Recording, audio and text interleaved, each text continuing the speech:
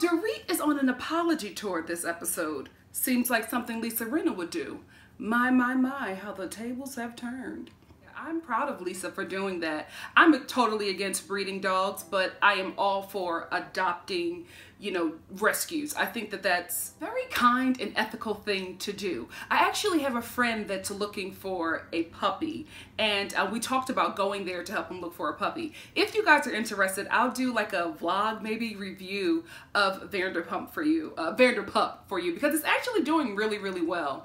And I personally want to check it out and see. Not for me, but for my friend. I love an animal, but I can't live with one unless he's my man.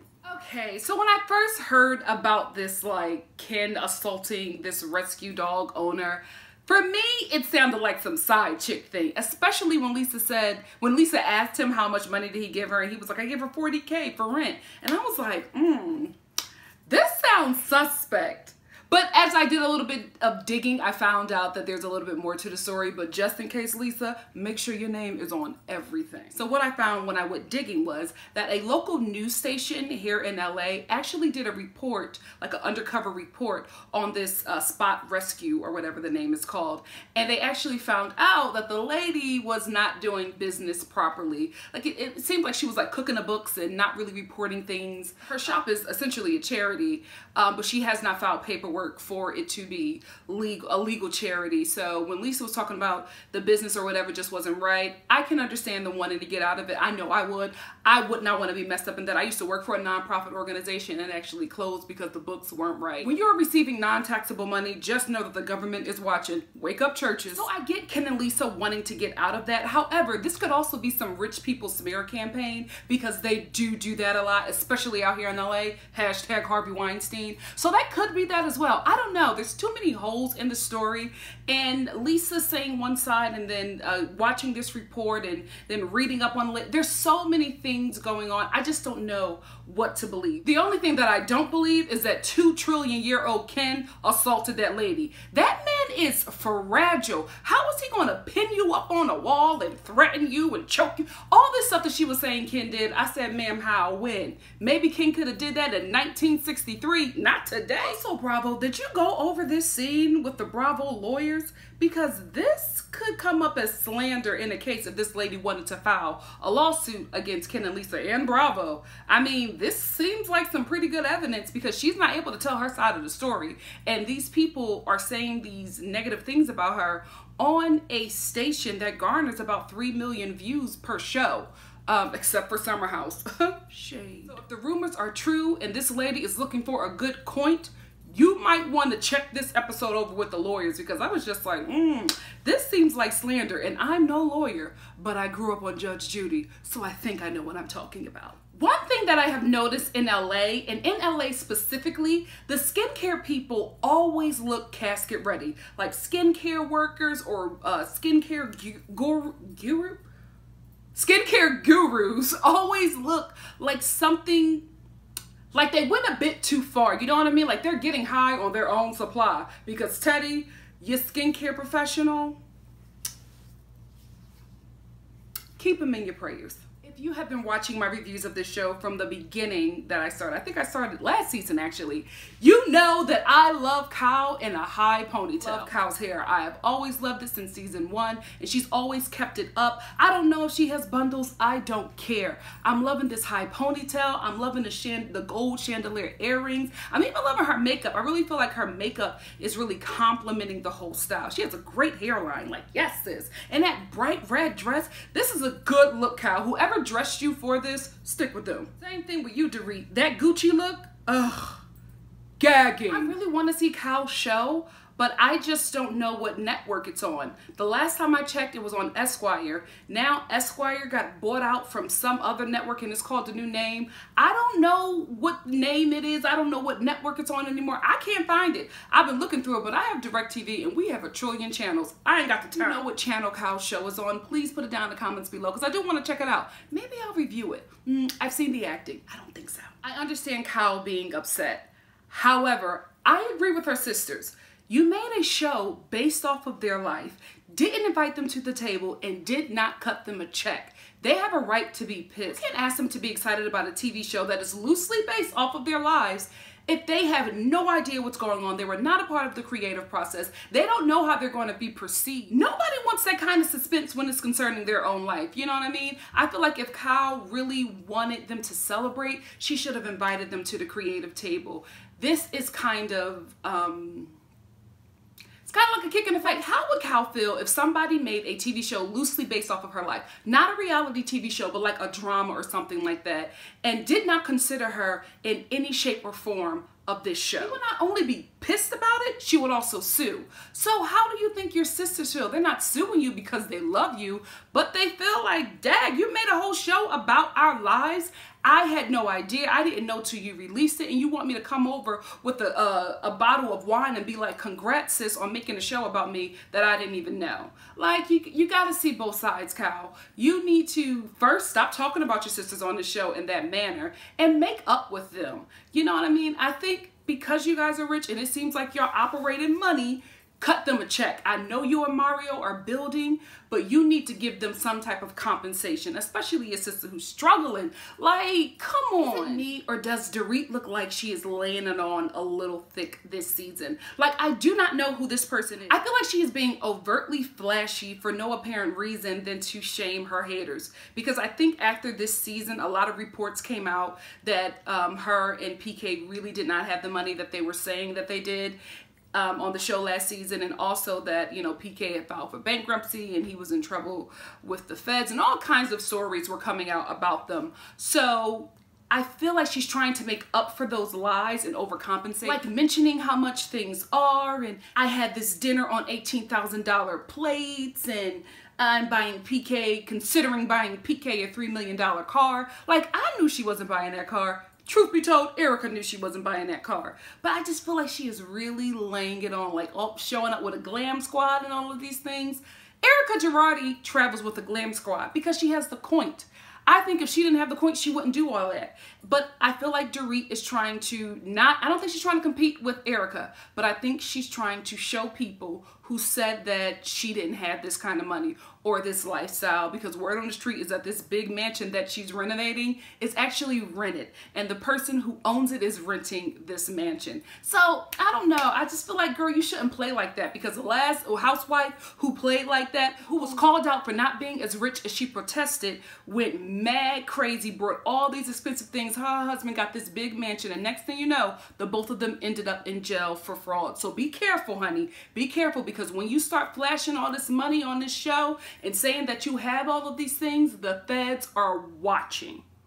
Stay woke. And this is why Rinna is my favorite. Besides the fact that she is hella messy, I like the fact that she's real. She's very honest about her struggle. If she doesn't have it, she says she doesn't have it. She did that Depends commercial. She was like, hell yeah, I did that Depends commercial. I got kids to feed. I ain't got that kind of money, but I can relate to her because she's very honest about her upbringing. She's not like Teddy, where I feel like Teddy grew up very wealthy. She even says that, but Teddy keeps on trying to play like she's so like middle class and understandable because her father didn't give her money to survive in New York when she was like 20.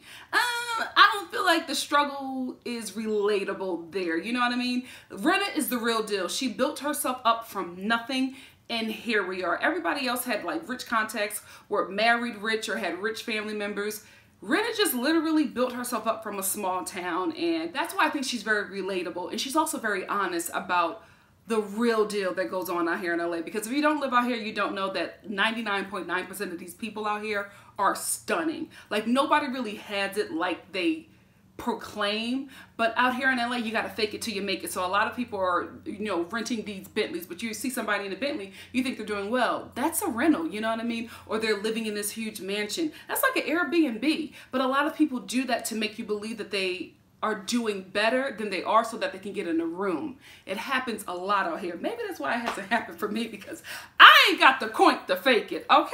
Everything I got on from head to toe is fabulous, but it's also discounted. I know how to shop. They don't call me the discount diva for nothing, baby. So Rinna talking about this vacation curse for actors, it's a real thing. I honestly could relate to that, because I remember last Christmas, I was in Philly with my family, and while I was there, I got one of the biggest auditions of my career. I was in Philly, the audition was in LA. I had waited to the last minute to leave LA. Like, I was still there when nobody else was there because I was just like, I don't want to leave, I don't want to get myself in trouble with my agent. And as soon as I land in Philly, I have a huge audition in LA. There was no way that I was going to make it, so I had to cancel, and now I'm praying that I can get that opportunity again. When you're an actor, the minute you book any kind of vacation, you book a huge audition or a huge gig. It's just how it is. Sometimes I like try to book stuff so I can like will a huge audition into my life. It don't work that way. It literally happens in like odd occasions, but that's real. Every time I've like left town, I always get some type of huge audition, and I'm still hurting from that audition that I missed. It's gonna come back around. Keep me in your prayers. NYU is such a hard school to get in if you're not rich. I know so many people, myself included, who tried, auditioned, applied to that school and just could not afford it. And it's really sad when you see like these knucklehead rich kids going to NYU, graduating and like flourishing in life. It like gets you in the gut because you're like, ooh, that could have been me, but my parents are broke. America. So Kyle, in my opinion, has become Vanderpump's new Brandy Glanville. Like, she's her flunky because Kyle comes dressed to the gods with her kids and her dog to Vanderpump.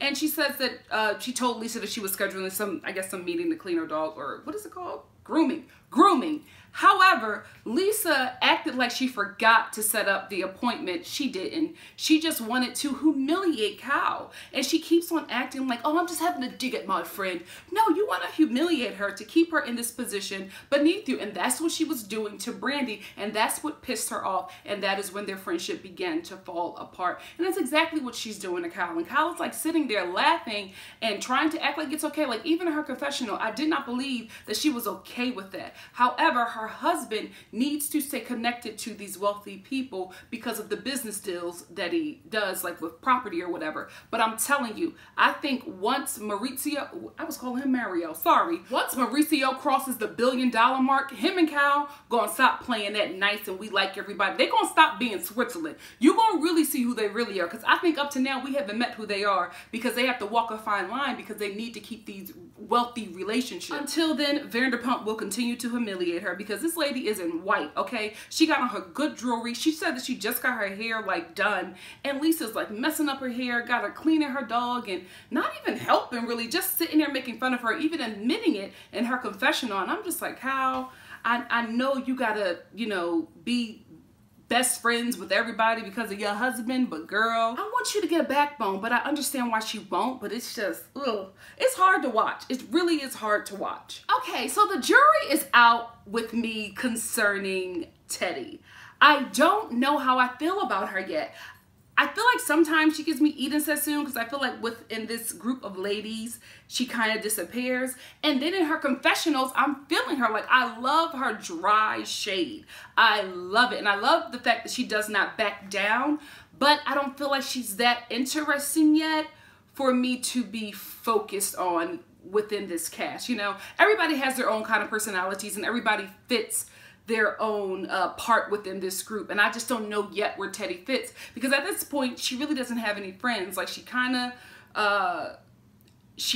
got into it with Erica. Like, she kind of was feeling some energy from Erica. Now she's in this issue with Dorit, but I feel like that may work for her because Dorit is getting the villain edit this season. Like, she has done some things that are just like, okay, enough, Dorit. Like, she irked me, like, you know what I mean? Like, she gets on my nerves, but the villain edit that they are giving her, I'm just like, she just got here and y'all already making her a villain. Like, you got Camille trashing her in the confessionals, and not saying that Camille did not have the right to be upset about the things that she did, but she has multiple confessionals just dragging Dorit. And then every time Dorit says that she did something, the shady Bravo editors cut back to her not doing the exact opposite. So I'm like, this seems like a villain edit that Dorit is getting. So I think that maybe that's where Teddy is going to grow and become maybe like a kind of hero, because since they're making Dorit the villain? I don't know, but I feel like that's what's happening. So the jury is still out with me on her. I don't know how I feel about her just yet. It's still too early to tell, but I think we're gonna get something huge from her mid-season. Dorit in this accent says you lived in London for all of 4 years, and I don't even think she lived there that long, because she was mentioning, oh child.